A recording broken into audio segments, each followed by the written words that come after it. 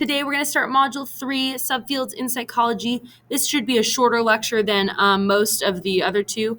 Our learning targets are to explain the difference between basic and applied psychology and to describe what psychologists working in various subfields do and where they work. Okay, so basic and applied psychology.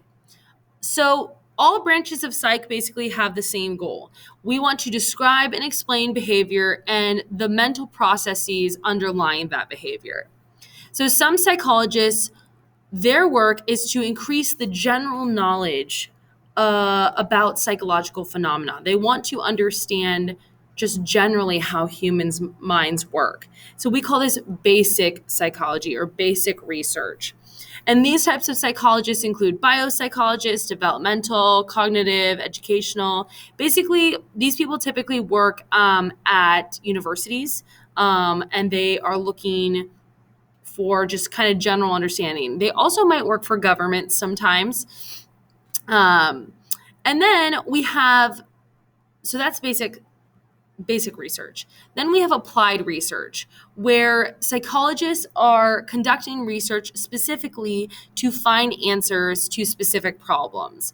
So, for example, there are industrial organizational psychologists who are hired by companies to basically help organizations and companies choose the best employees, boost morale and productivity, design products, and implement systems. Give me 1 second. Please report to the Greenwich Ridge parking lot. Thank you. The bell. Okay, so industrial organizational psychologists basically are hired by businesses in order to help their business run more smoothly. So they might design programs to help employees feel valued because overall that will boost morale, which will then boost efficiency. Then we have human factors psychologists. These psychologists work on the interaction of people, machines, and their environments to make sure there's safety in the workplace.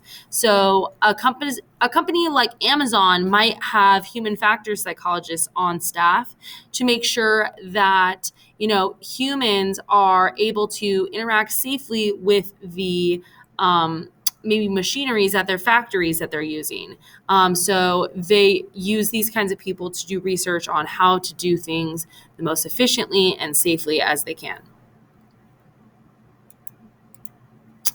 So some basic research subfields, there's a lot. So first there's cognitive psychologists, and cognitive psychologists really study kind of human thought processes, which includes perception, language, attention, problem solving, memory, judgment and decision making, forgetting, and intelligence. There's a lot that they study, cognitive psychologists, and cognitive psychologists could be professors, they could work for corporations, they could also be human factors specialists in an educational or business setting.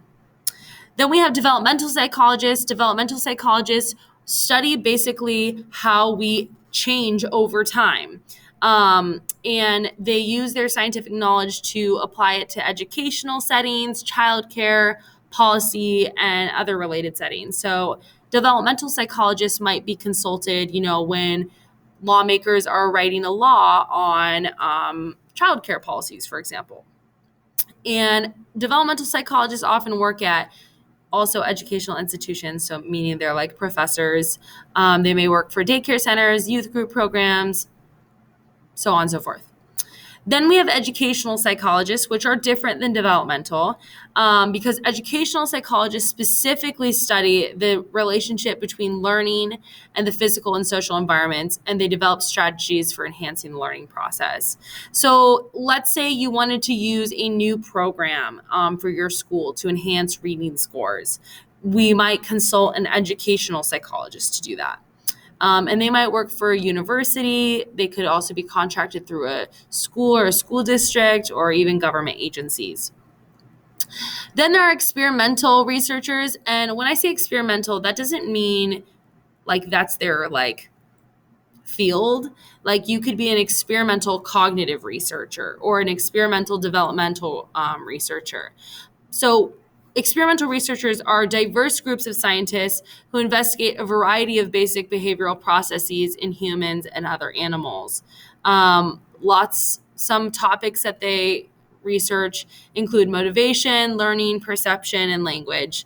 Oftentimes, though, they do identify with a particular psychological perspective, like cognitive, like developmental, maybe they're social psychologists. And you can see where they work below as at universities, for government agencies, for zoos, businesses. Then we have psychometric psychologists. These are psychologists who basically help develop and test neurocognitive tests or personality tests for use in clinical and school settings or in business and industry. So, for example, the AP test, they likely have some psychometric psychologists or quantitative psychologists that help to devise those tests to make sure that they're doing what they're supposed to be doing. So, the SAT is a perfect example of that. And then social psychologists is another basic research subfield. These kinds of psychologists really study how our feelings, our beliefs, and attitudes and behaviors are influenced by the presence of other people and how we can influence other people. And so they like to study things like attitudes, aggression, prejudice, attraction, group behavior, and leadership. And that's kind of where my focus was in my studies of psychology during my undergrad, was social psych. Okay. Then some applied research subfields. So there's a bunch. Forensic is one that gets a lot of attention, and that's because it's kind of cool. Forensic psychologists work with the justice system, and they help to create public policies related to mental health. They help law enforcement agencies in criminal investigations. They might also work to consult on jury selection and deliberation processes, and they might also provide assessment. So, for example, if you need to deem if someone's like competent to stand trial, a forensic psychologist might be called in. They might also be called in to kind of give a psychological profile of an individual. Then there's environmental psychologists who study the interaction of individuals with their environments, basically. And they like to look at how we influence and are affected by these environments. We'll learn more about that later. There are health psychologists who are concerned with psychology's contribution to promoting health and preventing disease. And basically, these types of psychologists help people to live happier, healthier lives. Which I think is pretty cool. We talked about industrial organizational already earlier, so I'm going to kind of skip that, but you can write that definition down. Neuropsychologists, these are individuals who investigate the relationship between, the structure and the function of the brain and behavior, which I think is pretty cool. Rehab psychologists, these are people who work with individuals who maybe have had a stroke or a TBI to help them rehab their brain and their functioning as much as possible. Then we have school psychologists. Fun fact, just because I studied psychology and I work in a school does not mean I'm a school psychologist. I'm not a school psychologist. I'm just a psychology educator. So school psychologists are mental health workers who work in schools, who also do a lot of testing. So they basically test and help set up plans for kids in schools who may need some extra help. So they can diagnose and treat cognitive, social, and emotional problems that may negatively influence children's learning or function at school. So let's say a kid has ADHD. They might get tested by the school psychologist to get placed within special ed so that they can get special services. That doesn't mean necessarily they go to a special ed class or anything like that, but maybe they get extra time on tests or so on and so forth. And then lastly, sports psychologists, sports psychs, they study the psychology factors that influence and are influenced by participation in sports and other activities. They include coach education and athlete preparation, and they also do research and teaching. So I had a student one time who was seeing a sports psychologist because every time they went to go try to make a free throw, they threw up because of their nerves. And so they went to go see a a sports psychologist, excuse me, to help them get over that fear and that anxiety. And then lastly, this is our last slide, the helping professions. These are psychologists that we typically think of when we think of psychologists.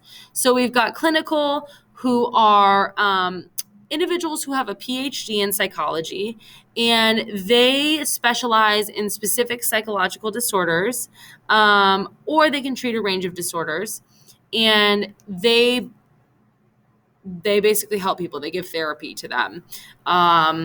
And then community psychologists are individuals who try to kind of work on changing the social factors that could be contributing to a person's issues.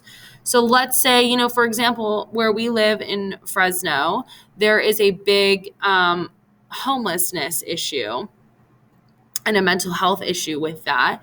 A community psychologist might look at trying to help change some of those factors to help reduce those problems. So maybe getting them proper health care, proper nutrition, so on and so forth. Then we have counseling psychologists. These are people who help people adjust to life transitions or lifestyle changes. These When people go to see a counseling psychologist, the difference between that and a clinical is typically it's not as severe. A person might go see a counselor if, they're struggling from some minor anxiety, or maybe they're having some grief. Maybe someone they love passed away and they're experiencing some normal grief. They might see a counselor, whereas a clinical psychologist is more likely to deal with someone with more kind of severe issues, that require more intensive treatment. And then psychiatrists,